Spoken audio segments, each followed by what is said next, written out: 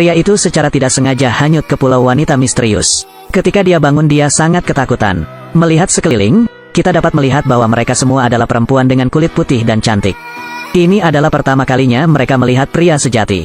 Ratu cantik sangat tertarik pada pria ini. Sangat mendesaknya untuk tinggal di pulau itu.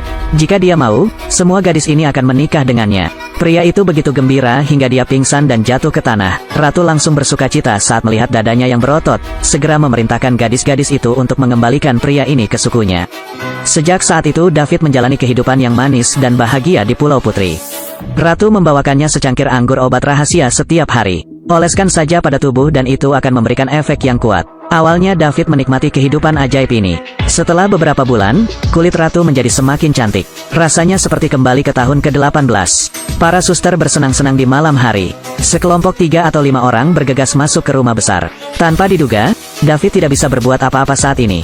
Jadi dia berpikir untuk melarikan diri. Sebuah kapal bajak laut kebetulan lewat di dekat Pulau Maiden. Setelah ragu-ragu, David menaiki kapal bajak laut dan melarikan diri ke dalam malam. Tanpa diduga, di tengah perjalanan, kami menghadapi badai yang dahsyat. Kapal mereka akhirnya kandas di pulau lain. Bajak laut itu tidak punya pilihan selain berburu di pegunungan untuk mengisi perutnya, menemukan jejak kaki raksasa di tanah. Semua orang merasa sangat takut untuk beberapa saat. David mengatakan tidak ada hewan di dunia ini yang bisa dibandingkan dengan wanita.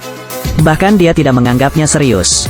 Ketika semua orang mendengarnya, mereka langsung melupakan binatang itu. Menikmati buah-buahan hutan di pulau dengan gembira. Pada saat itu, saya tiba-tiba menemukan sebuah gua di depan.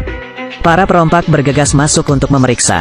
Hasilnya adalah terlihat serasa kambing yang gemuk dan sehat di dalamnya. Para perompak yang tidak makan daging selama berhari-hari langsung bersemangat.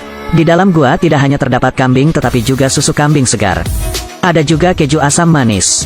David dengan penuh perhatian menemukan kapak raksasa seberat 300 kg diletakkan di atas batu.